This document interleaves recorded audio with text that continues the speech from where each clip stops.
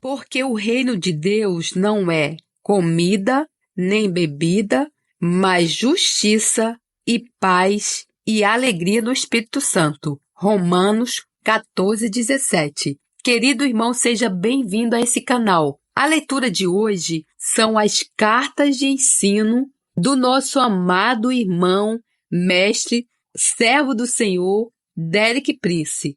Curta, se inscreva e compartilhe o vídeo para que mais vidas possam ser abençoadas e para que o reino do Senhor avance e a glória seja dada somente a Ele. Carta de ensino, o reino de Deus para todas as nações, de Derek Prince. Estamos a viver um período de restauração que se centra no povo de Deus.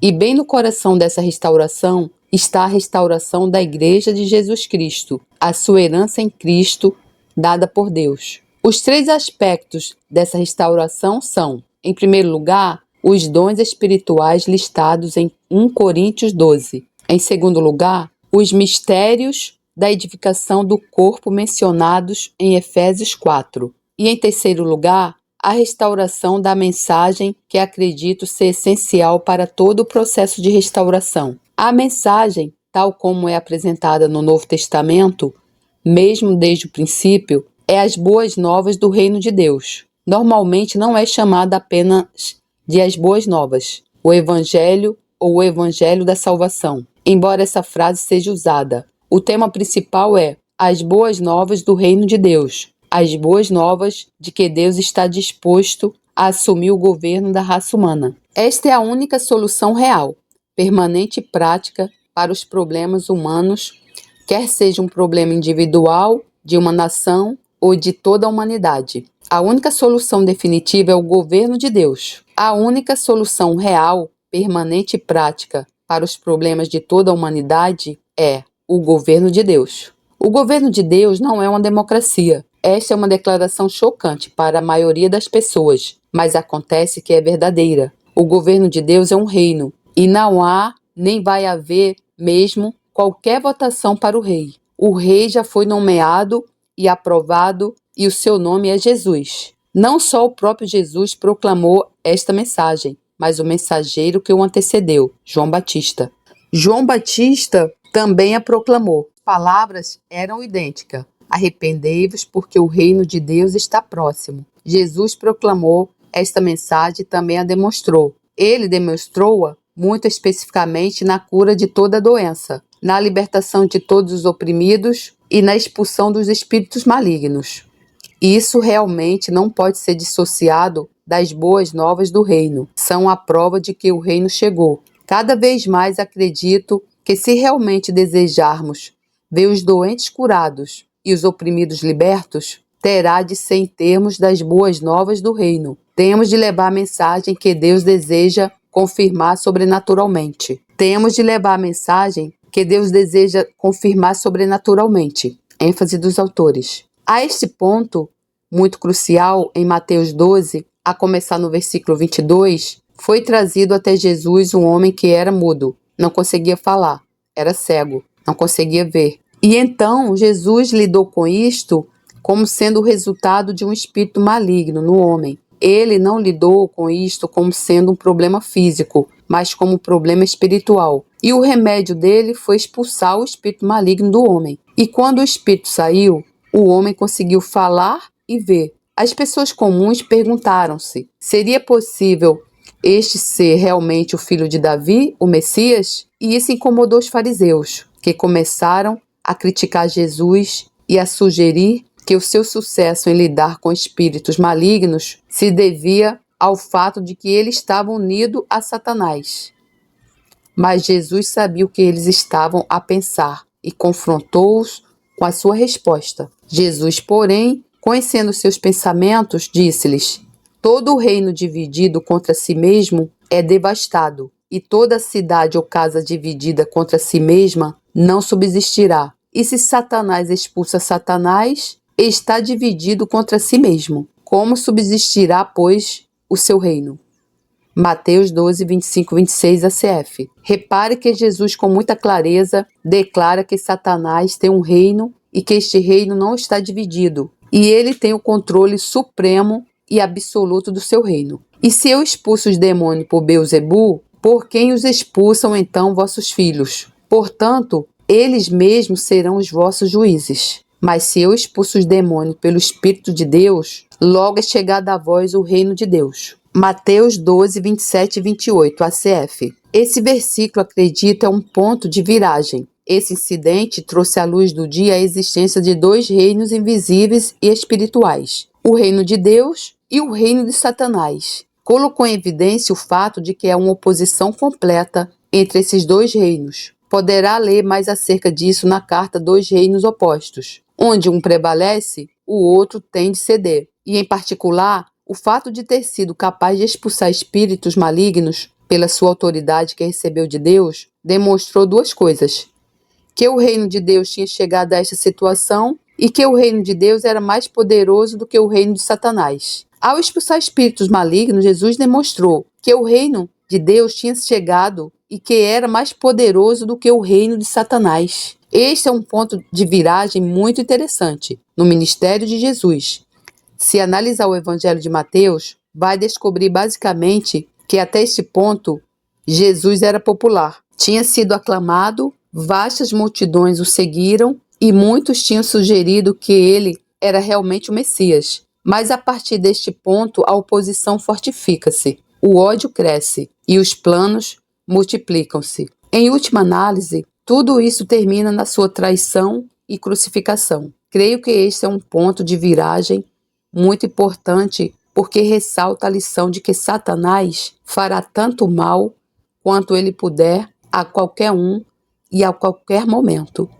Ele opõe-se a qualquer tipo de bondade, mas o que realmente o preocupa é conseguir manter o seu reino. Quando o seu reino é ameaçado, ele reage e responde com toda a maldade, toda a malícia e todo o poder que tem ao seu comando. Acho que é importante nós que estamos ao serviço do Senhor entendermos isso. Satanás lamenta cada alma que perde, cada alma que é salva. Ele iria opor-se à abertura de qualquer igreja que realmente apresentasse a verdade e proclamasse Jesus. Mas um número infinito de almas pode ser salvo e o seu reino continuar a manter-se de pé. Um número infinito de igrejas pode surgir e o seu reino continuar firme. Mas uma vez que entremos numa área onde possamos ameaçar a existência contínua do seu reino, então ele fará tudo o que puder. A oposição será simplesmente quase inacreditável, porque o seu único e supremo objetivo é não desistir do seu reino. Tenho de dizer honestamente que penso que muita da atividade cristã não ameaça minimamente o reino de Satanás. Poderia continuar durante séculos e o seu reino manter-se-ia de pé. Quando alguém receber uma visão do que será necessário para derrubar o seu reino, acredite, a oposição será numa escala totalmente diferente. Será algo surpreendente. Se estiver decidido a atacar o reino de Satanás, é melhor estar preparado para o tipo de oposição e ataque que o cristão comum não tem de enfrentar. A autoridade do reino. 1 Coríntios 4:20. Agora, simplesmente gostaria de mostrar algumas belas escrituras sobre o poder do reino que Jesus proclamou. Há duas que eu gosto muito. 1 Coríntios 4:20. Porque o reino de Deus não consiste em palavras, mas em poder. ACF. Como é importante que compreendamos isto. Não é uma questão de teologia, nem sequer uma questão de doutrina. A doutrina é importante, mas pode ter toda a doutrina do mundo e toda a teologia sem o reino. O reino está no poder, como acredito, as escrituras indicam claramente. O conflito final, à medida que esta era se aproxima do fim, não é entre doutrinas ou teologias, é entre poderes. O conflito final não é entre doutrinas ou teologias, é entre poderes. Certamente, Satanás está a aumentar o seu poder, a utilizar o beneficiar do poder de Deus. Mas não vai ser um confronto de teologias. Para mim, a imagem é Moisés a dirigir-se à corte do faraó com uma mensagem do Senhor para libertar Israel. O faraó será um tanto cínico.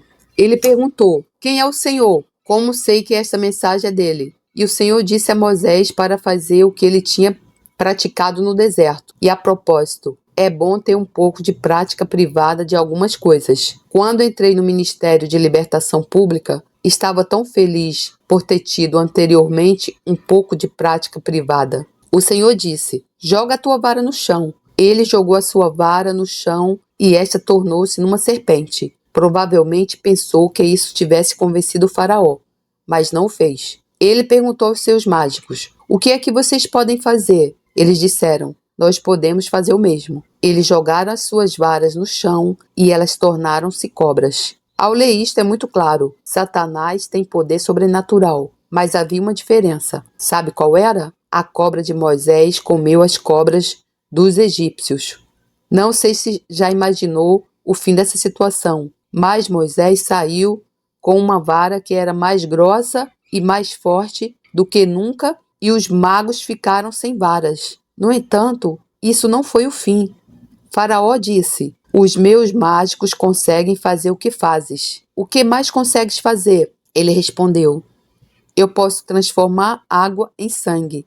E assim o fez. O faraó voltou-se para seus mágicos e disse: o que é que vocês podem fazer? Eles disseram: nós podemos fazer o mesmo. E assim o fizeram. O faraó perguntou a Moisés: e agora? E ele respondeu: eu posso trazer as rãs para fora do rio. E assim o fez. O faraó voltou-se para os seus mágicos: e vocês? Nós podemos fazer o mesmo. Eles assim o fizeram. Os primeiros 3 milagres sobrenaturais que Moisés realizou, também os magos os puderam executar. Em seguida, Moisés transformou a poeira que estava sobre os corpos dos egípcios em piolhos. Os mágicos tentaram fazer o mesmo e não conseguiram. Eles disseram: isto tem o dedo de Deus. Vê, eles foram pragmáticos. Eles disseram: isto está a um nível mais elevado do que a nossa magia pode alcançar. Não iriam render-se a qualquer coisa que não fosse mais poderosa do que o que eles tinham.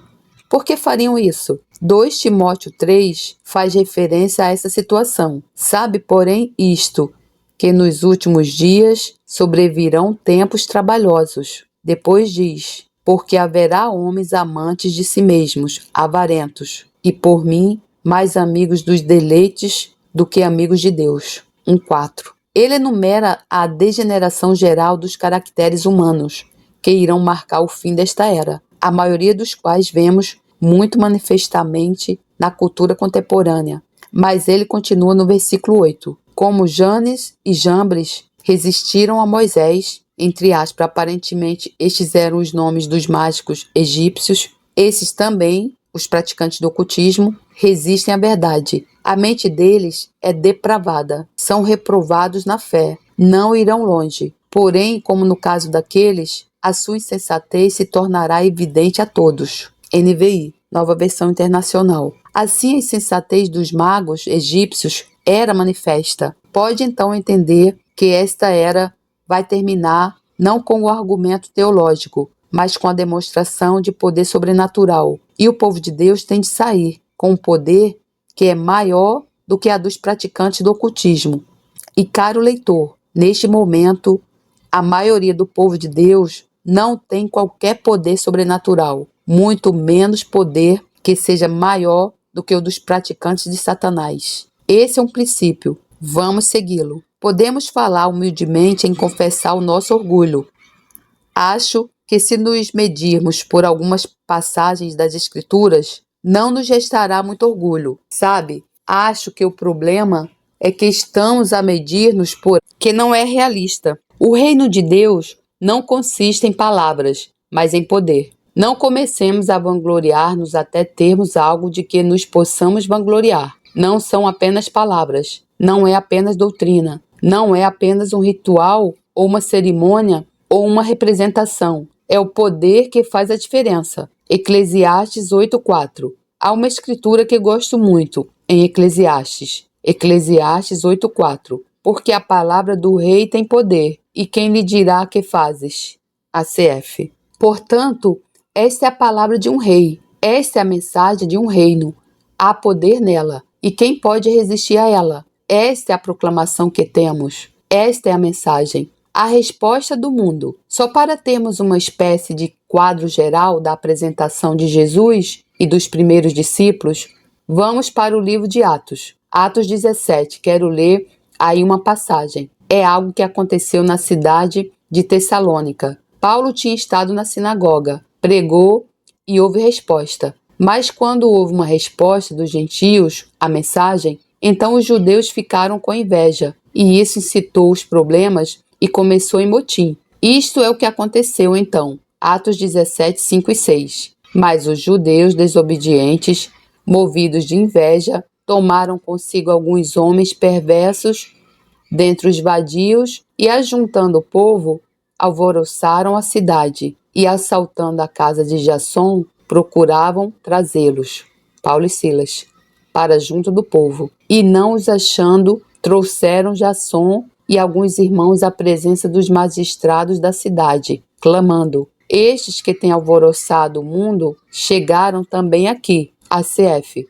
Estariam a dizer isto sobre si e sobre mim, que temos alvoroçado o mundo? Na versão, o livro diz: tem andado a virar do avesso todo o mundo, e agora estão aqui. Consideraria isso como um elogio? É digno do elogio? Será que alguém sabe que está lá? Lembro-me de um missionário companheiro na África Oriental que há anos planejava abrir uma igreja numa cidade nova e ouviu dizer: vamos pô-los furiosos ou vamos fazê-los felizes, mas vamos deixá-los saber que estamos cá. E esses são os meus sentimentos: deixá-los ficar furiosos ou felizes, mas deixá-los saber que estamos cá. A pior coisa que pode acontecer é ser-se ignorado. Avançamos nessa passagem. Estes que têm alvoroçado o mundo, que criaram problemas por todo o mundo, chegaram também aqui, os quais Jasson recolheu,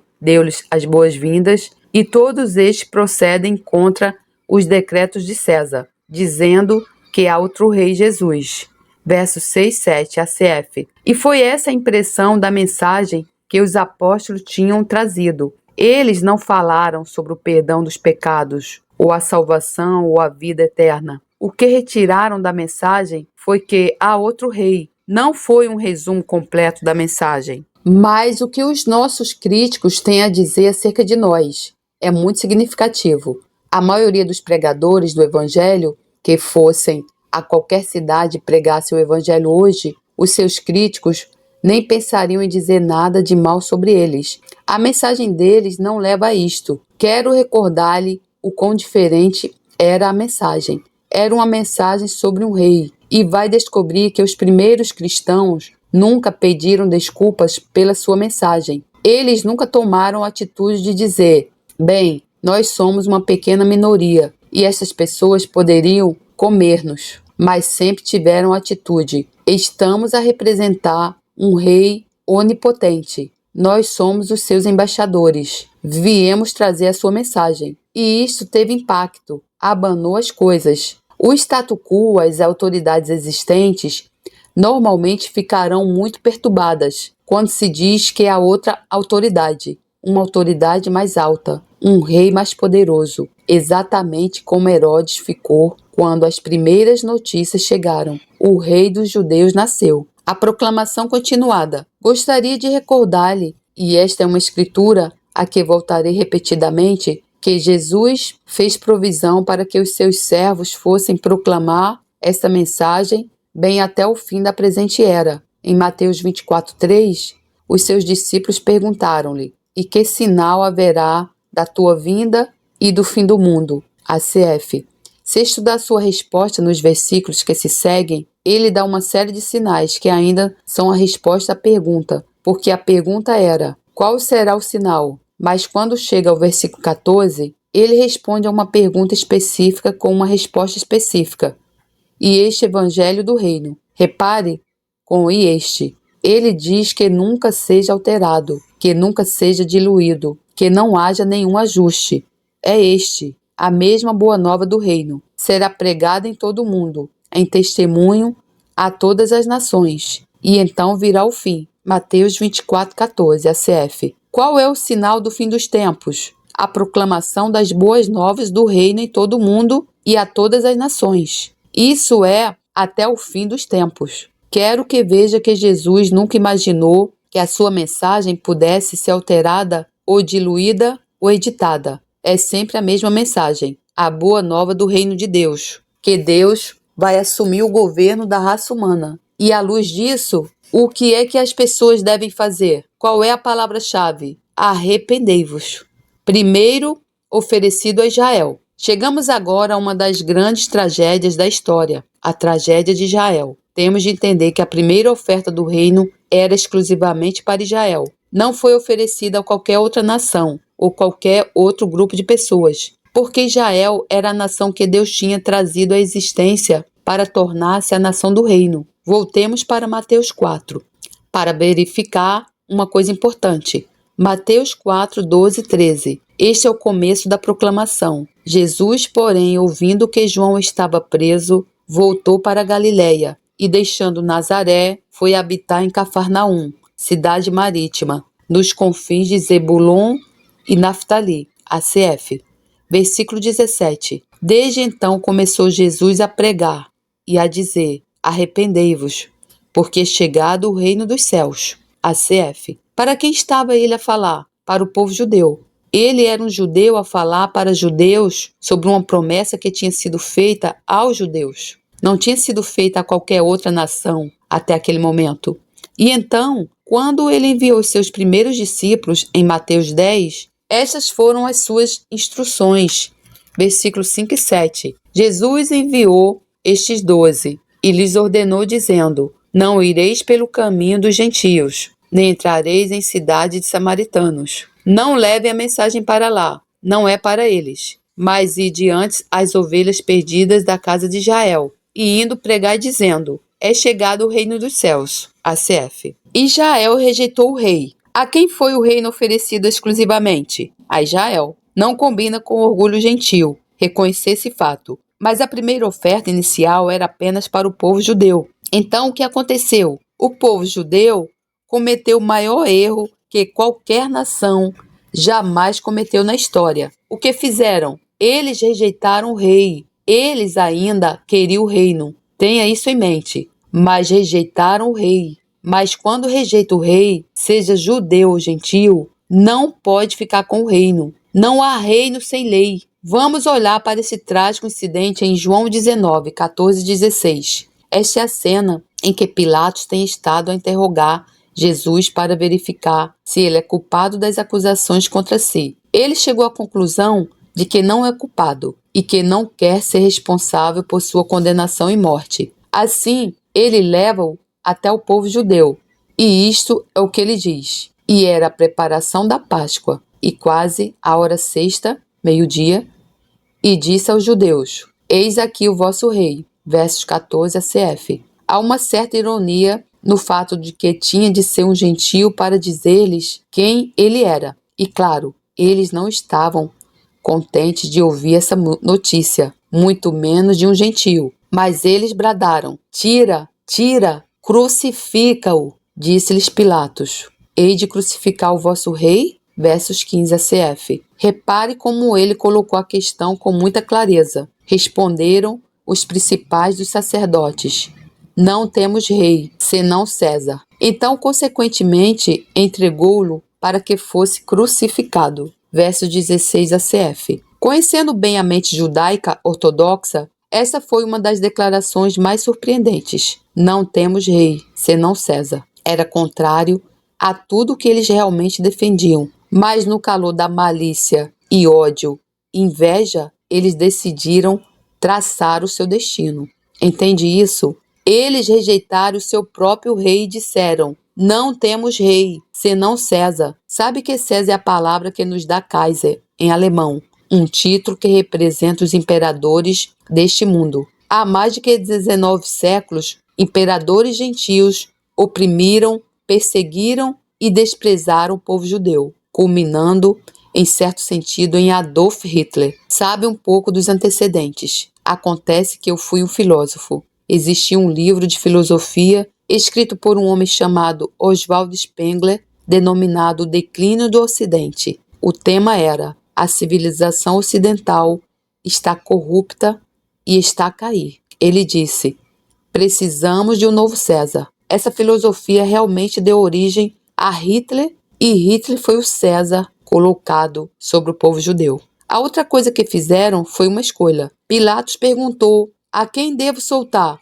Jesus ou Barrabás? Barrabás era um revolucionário, um homem violento. Eles escolheram Barrabás. Falo-lhe misto, pois quero que veja que o que escolhemos é o que recebemos, temos. Eles rejeitaram o rei e o reino de Deus. Eles disseram: não temos rei, senão César, os imperadores gentios deste mundo.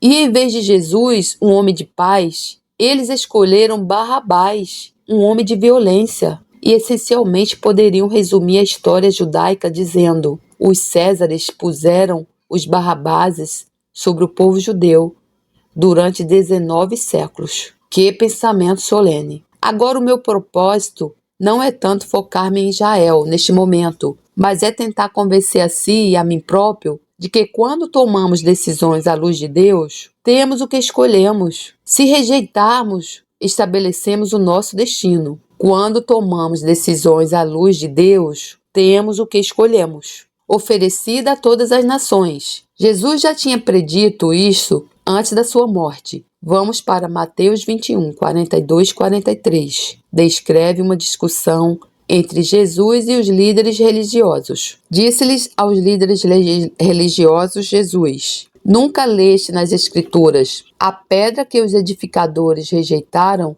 essa foi posta por cabeça do ângulo. Refere-se a si próprio. Pelo Senhor foi feito isto, que é maravilhoso aos nossos olhos. Portanto, eu vos digo que o reino de Deus vos será tirado e será dado a uma nação que dê os seus frutos.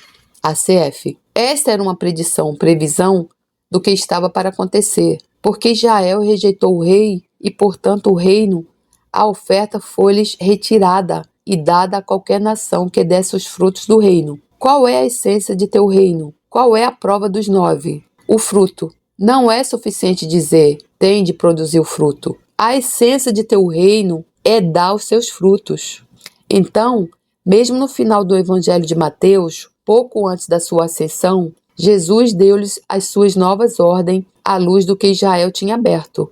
Veja, Paulo diz em Romanos 11, a queda de Israel foi a riqueza dos gentios. Como Israel rejeitou a oferta, foi alargada a todas as outras nações. Em Mateus 28, 18, 20, lemos: e chegando-se Jesus, falou-lhes dizendo: é-me dado todo o poder no céu e na terra. Portanto, ide, fazei discípulos de todas as nações, batizando-os em nome do Pai e do Filho e do Espírito Santo, ensinando-nos a guardar todas as coisas que eu vos tenho mandado. E eis que eu estou convosco todos os dias, até a consumação dos séculos. ACF. Repare que essas instruções são para continuar até o final da presente era. Eles foram instruídos para irem a todas as nações, fazerem discípulos, trazendo-os para o reino de Deus. Voltemos a 1 Pedro 2, 9, só para esclarecer esta questão do uso da palavra nação. Jesus disse que o reino será dado a uma nação que produz o fruto.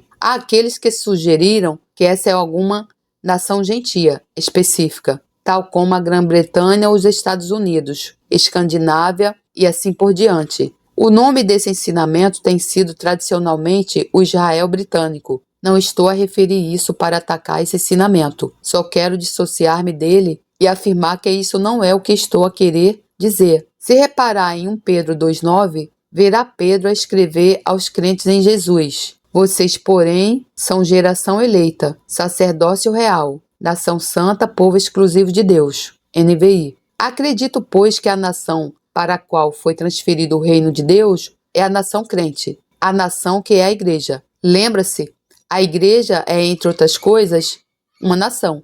Proclamação e testemunho a todas as nações. Ora, por esta razão, a era não pode terminar até que todas as nações tenha sido apresentada a boa nova. Uma vez que Israel recusou, logo Deus decretou que deve ser oferecida a todas as nações. Portanto, não importa o quanto pregamos o Evangelho na América, ou no Canadá, ou África do Sul, ou Nova Zelândia, ou Austrália. Não estamos a trazer o reino de Deus nem uma fração mais perto, até que alcancemos as nações que não têm ouvido falar dele. A era não pode terminar. O diabo vai opor-se a qualquer tipo de ministério evangélico, mas não importa o quanto possa fazer nas ruas de Sydney ou Auckland, Londres ou Boston. Não vai fazer com que a era se aproxime cada vez mais do seu fim. Ela não pode terminar até que o decreto de Deus seja cumprido, que todas as nações devem ouvir.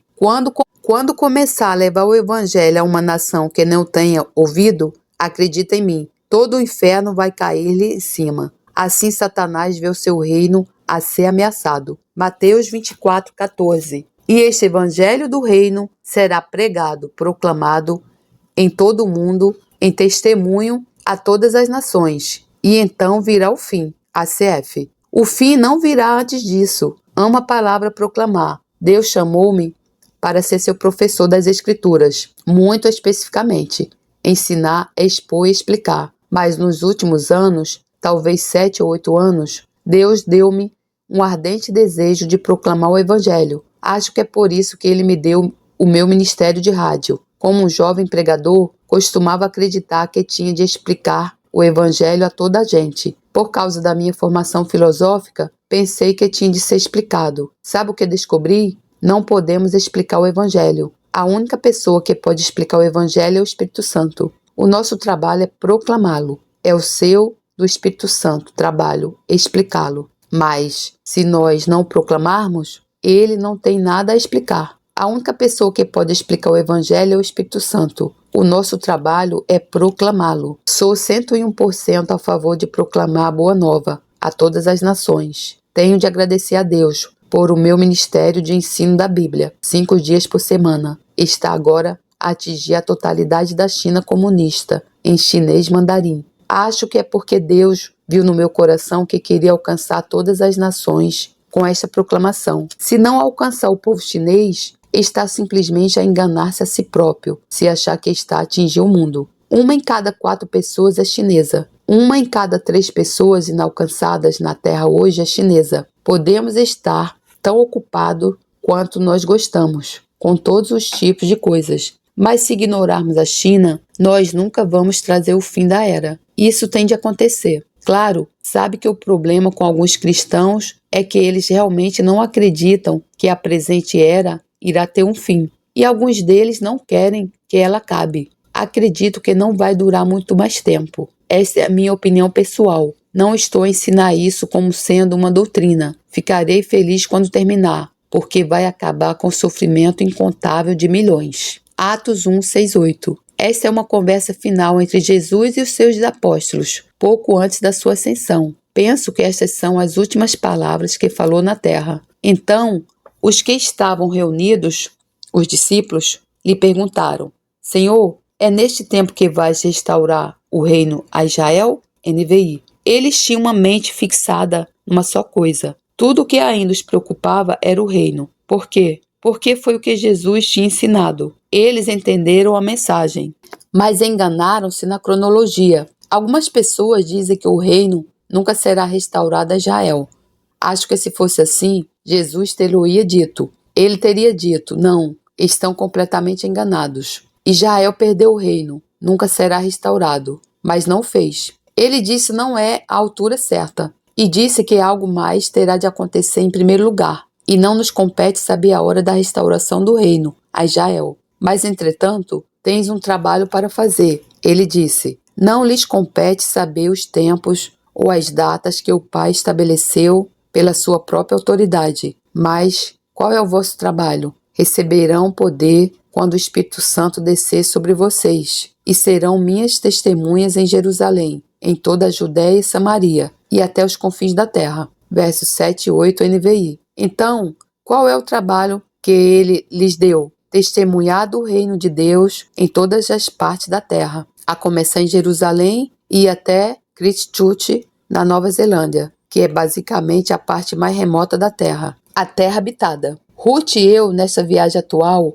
começamos em Jerusalém e chegamos a Christchurch. Tínhamos realmente uma boa base bíblica para o que estávamos a fazer, mas infelizmente houve muitas áreas que ficaram de fora, entre Jerusalém e Christchurch. Veja, a mensagem é: uma vez que Israel recusou o reino, então, em eterno conselho de Deus, o reino tinha de ser oferecido a todas as outras nações da terra, e a era não pode fechar até que isto tenha sido feito. Penso que isto, tão claramente quanto qualquer coisa na Bíblia, indica o coração do Senhor. Quais foram as últimas palavras que ouviram dos seus lábios? Os confins da terra. Os confins da terra. É o que o preocupava. Levou muito tempo para que eles realmente entendessem e absorvessem esta mensagem. Mas essa era a preocupação do Senhor.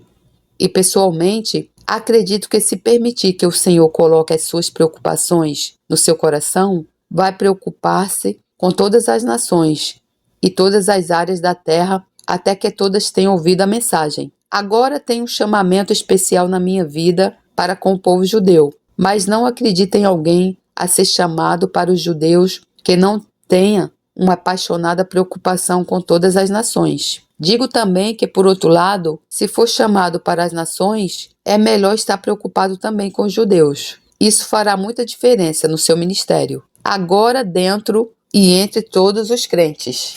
O reino que está agora a ser proclamado, para o qual todas as nações estão a ser convidadas, não é um reino visível, externo. Acho que nós compreendemos isso. Não tem uma capital terrena. A sua capital não é Roma, nem Springfield, Missouri, nem mesmo Jerusalém. É um reino interior. Vamos dar uma olhada em Lucas 17, porque há uma capital. Sabe onde é? A capital está nos céus. A sua capital é o lugar onde está a sua cabeça, o seu governador. Não pode ter a cabeça num lugar e uma capital noutro. Lucas 17, 20 e 21. E interrogado, entre aspas, Jesus, pelos fariseus sobre quando havia de vir o reino de Deus, respondeu-lhes e disse: o reino de Deus não vem com aparência exterior. Versos 20 a CF. A versão NVI. Jesus respondeu: o reino de Deus não vem de modo visível. Não é algo que possas observar a sua chegada.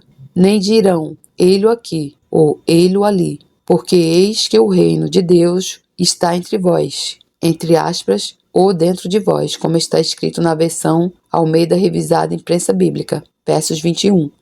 Acredito que ambos são adequados. O reino de que agora estamos a falar não é externo, com uma capital terrena e um governo terreno. A sua capital, creio, é no céu e o seu governo está nos céus. Se lhe perguntarem onde é a sua sede, a resposta é que deve ser onde a sua cabeça, o seu governador, está. Não consigo entender que alguém possa ter uma sede num lugar e a cabeça, o seu governador, no outro. Não acredito que a nossa cabeça, o nosso governador, esteja inativo ou simplesmente aposentada. Acredito que ele é muito ativo e que é dali que devemos receber a nossa direção. Mas o reino que temos está dentro de nós ou entre nós. Gosto bastante da palavra entre, porque não é apenas em mim, individualmente, mas é nos relacionamentos de uns com os outros. Quando nos reunimos no Espírito de Deus, o reino de Deus está entre nós. Redenção. Do reino de Satanás para o reino de Deus. Também precisamos considerar por um momento como se entra no reino dos céus. Para mais detalhes, leia a carta entrada no reino de Deus.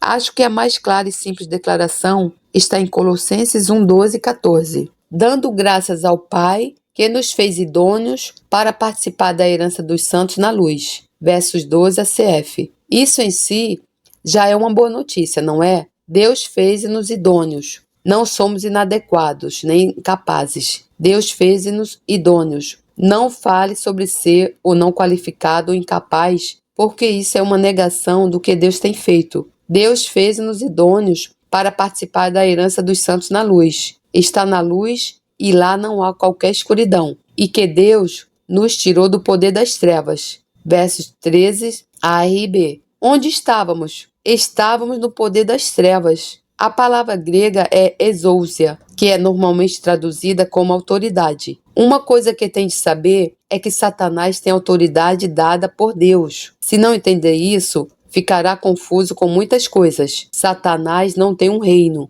é um reino de trevas. E na tradução NVI diz, pois ele, entre aspas, Deus, nos resgatou do domínio das trevas. O versículo 13 segue com: e nos transportou, entre aspas, transferiu-nos ou levou-nos para o reino do seu Filho amado. ACF. Estávamos todos no domínio das trevas, no reino de Satanás, mas por uma intervenção sobrenatural de Deus, fomos libertos do império das trevas e levados para outro reino, o reino do seu Filho amado. Glória a Deus, louvado seja o meu Senhor, em quem temos a redenção. Versículo 14 ACF. Aqui, qual é a palavra decisiva? Redenção. Somos redimidos para fora de um reino e transportados para outro reino. É a redenção que nos leva para fora do reino de Satanás e para dentro do reino de Deus. Vai ver também que o Novo Testamento fala sobre isto, como sendo o nascimento, e que não há qualquer forma de entrar para o reino, senão por um nascimento. É a redenção, o nascimento, que nos leva para fora do reino de Satanás e para dentro do reino de Deus. Quer se trata de um indivíduo, de uma nação, da humanidade ou de toda a criação, o caminho para entrar no reino é o nascimento. Mas aqui o termo que estamos a usar é a redenção. Sabe o que significa redimir? Isso significa comprar de volta. Éramos escravos, expostos no mercado de escravos de Satanás para venda. Esta é uma imagem tão vívida. Quero mostrar-lhe. Paulo diz: eu sou carnal, vendido sob o pecado. Romanos 7,14. Porque em latim, na cultura romana da altura, vender alguém como escravo era vendê-lo sob uma lança. Eles ficavam em cima de um bloco e havia uma lança estendida sobre as suas cabeças, e quando viam as pessoas de pé em cima do bloco, com a lança sobre as cabeças, é que sabiam que estavam a ser vendidos como escravos. Paulo diz: o meu pecado é a lança sobre a minha cabeça que me levou a ser vendido como escravo, no mercado de escravos. E assim lá estávamos nós, todos nós. Mas um dia, Jesus entrou no mercado e disse: vou comprá-los. E qual é o preço com que somos resgatados? O sangue de Jesus. Portanto, fomos comprados para fora do reino de Satanás e trazidos para dentro do reino de Deus. Nós fomos comprados para fora do reino de Satanás e trazidos para dentro do reino de Deus. Meu Deus, obrigada, meu Senhor, por ter me comprado. Sabe, isto é uma imagem tão clara, porque na escravidão, o escravo não tem opção quanto ao trabalho que irá executar. Uma mulher pode ser chamada para ser uma cozinheira, outra mulher para ser uma prostituta. A escolha não é sua, é do dono do escravo, é de Satanás. Isso é como nós éramos. Pode ter sido um escravo respeitável, mas não é melhor dos que os que não eram tão respeitáveis, entende? Nós éramos todos escravos. Não despreze as prostitutas e os alcoólatras e pessoas assim. Foi a decisão do proprietário dos escravos que os fizeram ser o que eram, não a deles. Então fomos comprados de volta. Mas que boa notícia! Estava a falar um grupo de maioris na Nova Zelândia recentemente e contei-lhes essa pequena história que me é tão vívida. Os maioris são grandes escultores de madeira e por isso pensei que era apropriado para eles. Havia um menino que vivia numa cidade à beira-mar e ele era um escultor muito habilidoso. Ele esculpiu para si um pequeno barco de madeira, colocou-lhe velas e realmente ele navegou. Em seguida levou um dia para a praia e pô-lo a navegar na beira do mar. Mas a maré e o vento mudaram e levaram seu barco para o mar e ele não conseguiu recuperá-lo. Então ele foi para casa sem o barco. Bem, a próxima maré e a mudança de vento trouxeram o barco de volta novamente. E um homem que caminhava ao longo do litoral encontrou o barco. Pegou nele e viu que era uma bela peça trabalhada. Levou para uma loja local na cidade e vendeu ao homem da loja. O dono da loja limpou, colocou na sua exposição e pôs-lhe um preço. Digamos que eram 35 euros, ou o que quiser. Um pouco mais tarde, o menino, ao passear, passou pela loja, olhou e viu seu barco. E ele soube imediatamente que era o seu barco. Ele viu o preço e sabia que não tinha nenhuma forma de provar que o barco era seu, entende? Assim, se ele quisesse o seu barco de volta, só havia uma coisa a fazer, e era comprá-lo de volta. Então começou a trabalhar para ganhar 35 euros. Ele fez todos os tipos de coisas. Lavou carros, cortou relva, E assim por diante. Um dia ele reuniu os 35 euros. Entrou na loja e disse para o lojista: vê o barco na janela? Eu quero comprá-lo. E o homem disse que eram 35 euros. Ele disse: aqui estão 35 euros. Então, quando ele estava com o barco nas suas mãos, saiu da loja e em seguida parou na calçada e segurou o barco junto ao seu peito e disse: agora és meu. Eu fiz-te e eu comprei-te. Isso é redenção. Primeiro de tudo, o Senhor fez-nos, mas fomos vendidos no mercado de escravos de Satanás. Então Jesus comprou-nos. Agora somos duplamente dele. Consegue ver como é valioso para o Senhor? Ao encerrar esta carta, gostaria que pensasse em si mesmo como sendo aquele barco. Por um momento, pode sentir-se tão inadequado e tão inútil, até duvidar de Deus alguma vez realmente se importar consigo. Basta tentar acreditar que é o barco nos braços do rapaz, mas são os braços do Senhor e ele está a dizer-lhe: agora és meu, eu fiz-te e comprei-te. Eu sou o teu dono e tu és totalmente meu. Amém. Que Deus o abençoe. Glória a Deus, louvado seja o Senhor, que a graça do Senhor Jesus Cristo, o amor de Deus e a comunhão do Santo Espírito estejam com vocês. Amém. Deus lhe abençoe.